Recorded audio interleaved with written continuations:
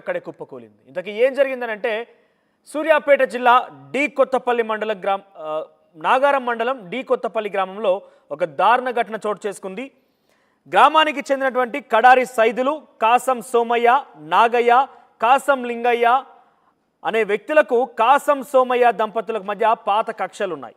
అయితే కాసం సోమయ్య పాత కక్షల నేపథ్యంలో ఈ వ్యక్తులు సైదులు, ఆ తర్వాత సోమయ్య, నాగయ్య, కాసం లింగం వీరంతా కలిసి ఆ కుటుంబం పైన దాడి చేసేందుకు ఇనుప రాడ్లు, కర్రలతో ఆ ఇంటికి వెళ్ళడం జరిగింది. ఇక అప్పటికే అనారోగ్య కారణంగా ఇంట్లో ఉన్నటువంటి తన కూతురు 14 ఏళ్ల కూతురు పావని కూడా ఇంట్లోనే ఉంది.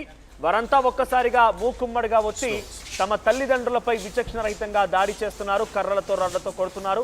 ఈ నేపథ్యంలో వారి కాళ్లపై పడిపోయి ఈ చిన్నారి పావని తన తల్లిదండ్రులపైన దాడి చేయకండి, దయచేసి వదిలేయండి అంటూ కూడా వాళ్ళ కాళ్ళ అయ్యేలా పట్టుకొని బ్రతిమాలింది.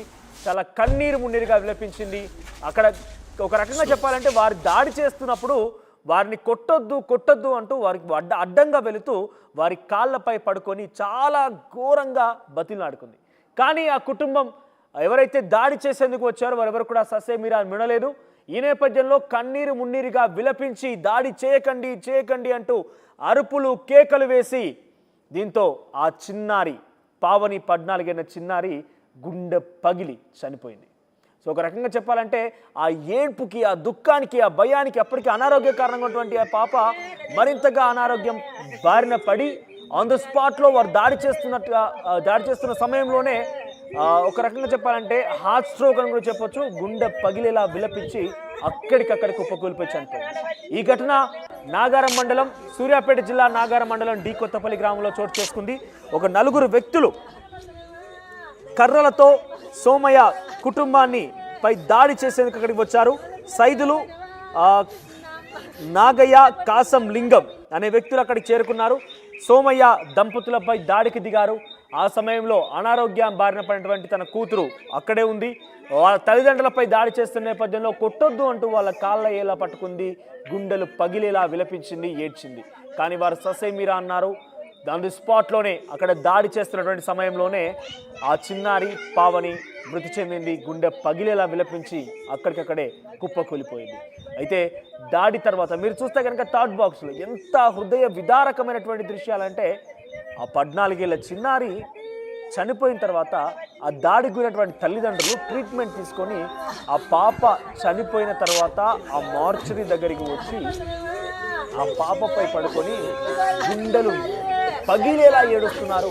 ఆ దృశ్యాలు నిజంగా హృదయ విదారకం అని చెప్పొచ్చు. చాలా ఇబ్బందికర దృశ్యాలు కూడా అవన్నీ.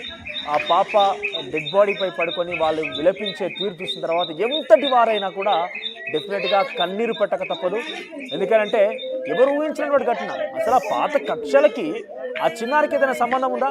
ఆ పాత కక్షల కారణంగా కర్రలు, ఇనుపరాళ్లతో వచ్చి ఆ కుటుంబంపై దాడి చేయడం ఒక ఎత్తు అయితే, ఆ చిన్నారి అంతగా విలపించి కాళ్ళు పట్టుకొని బ్రతిమలాడినా కూడా వచ్చినటువంటి ఆ వ్యక్తులు కనీసం కనికరించాలి అంటే ఎంత దుర్మార్గులు అర్థం గమనించాలి ఇక్కడ. ఎందుకంటే ఒక పాప మరణానికి కారణమయ్యారు.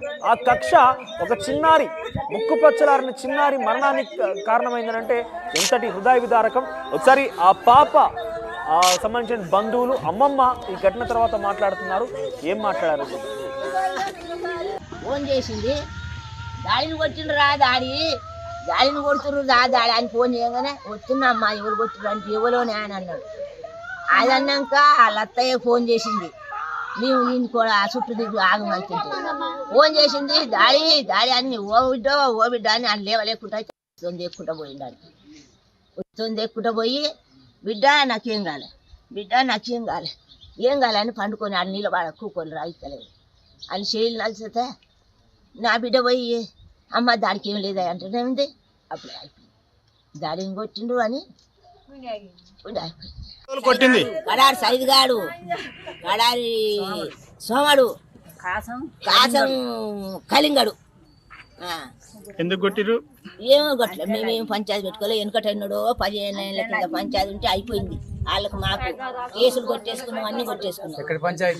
ఎక్కడదో ఆ పంచాయతీలో అందే పంచాయతీ అప్పుడు అన్ని కేసులు కొట్టేది. వాళ్ళకి మాకు సంబంధం లేదు. దేనికి ఇప్పుడు మీకు భూతగాదాలు ఉన్నాయా? దేనివల్ల? అలపు లేదు, నేను సూర్యాపేట ఇది చేసుకుంటాను, నా బిడ్డకు బాగాలేదు, ఇక్కడికి వచ్చినంత 2 రోజులు నేర్చుకుంటాను. తాగొచ్చి ఎన్నో పట్టాట ఏం చేసిరో తెలియదు. ఎవరెవరు కొట్టిరు నేను? కడారి సైదులు, కాసం కలింగము, కడారి సమయ. వీళ్ళు ముగ్గురు కలిసి కొట్టిరా? నీకు ఒక్కరికే తగిలిన దెబ్బలు ఇంకెవరికైనా? మా భార్య కూడా తాగి. ఇప్పుడు ఈ పాప, చిన్న పాప ఎట్లా చనిపోయింది? చిన్న పాప వీళ్ళు కొడుతుంటే ఇక ఆమె దగ్గర నుండి చూసేసరికి చచ్చిపోయారు మా వాళ్ళని. అంతేనా? కర్ర తగిలిందా?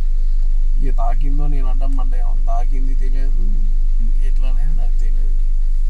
మళ్ళీ చనిపోయింది అని చెప్పిన తర్వాత నేను నడవలేని లేకుండా పోయి చూస్తే చనిపోయింది. ఈ పాప నీకు ఏమవుతుంది? బిడ్డ, చిన్న బిడ్డ. నీకు ఎంతమంది పిల్లలు నీకు? ఇద్దరు బిడ్డ. ఒక పాప బాబా, ఇద్దరు బిడ్డ. ఈమె చిన్న పాప. చిన్న పాప. ఇంతకుముందు ఈమె మన అనారోగ్యంగా ఉండేనా, మంచి హెల్దీగానే ఉండేనా? మంచిగా ఉండేది, అంటే కొంచెం హాస్పిటల్ తీసుకుపోయినా కానీ ఆమె ఏంటంటే ఇక మంచిగా అన్నం తిన్నది, అప్పటిదాకా అప్పుడే తిన్నది అన్నం కూడా. అంటే ఏంది ఆమె హెల్త్ ప్రాబ్లం ఏంది?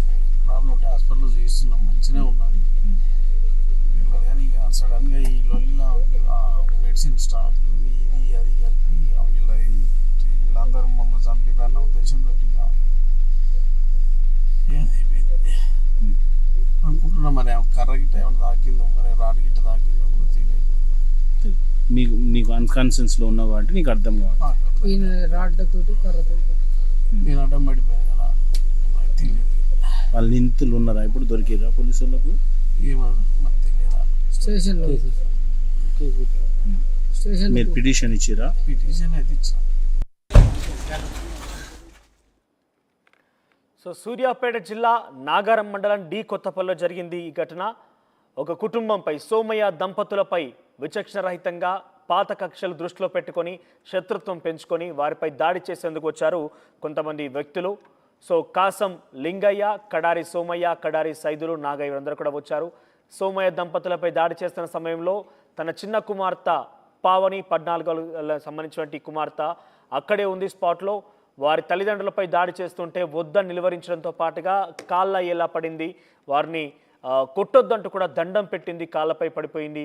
కానీ వారెవరు కూడా వినలేరు. దీంతో కన్నీరు మున్నీరుగా విలపించింది, గుండె పగిలేలా ఏడ్చి అక్కడెక్కడే కుప్ప కూలిపోయి చనిపోయింది. దీనికి సంబంధించి రమేష్ జనోత్తర్ మనతో పాటుగా మరింత సమాచారం ఇవ్వడానికి. రమేష్, అసలు ఏం జరిగింది? ఆ దాడిలో బహుశా పావనికి ఏదైనా గాయమైందా, భావనికి కర్ర కానీ ఇంకేదైనా తగిలిందా, లేదంటే తన అనారోగ్య సమస్య కారణంగా ఇబ్బంది పడుతున్నట్టుగా తెలుస్తోంది. సో ఆ సమస్య ఏదైనా ఎదురైపోయి తను నిజంగానే గుండె పగిలేలా ఏడ్చి మరణించిందా? అంటే ఏం జరిగి ఉంటుంది ఆ సమయంలో?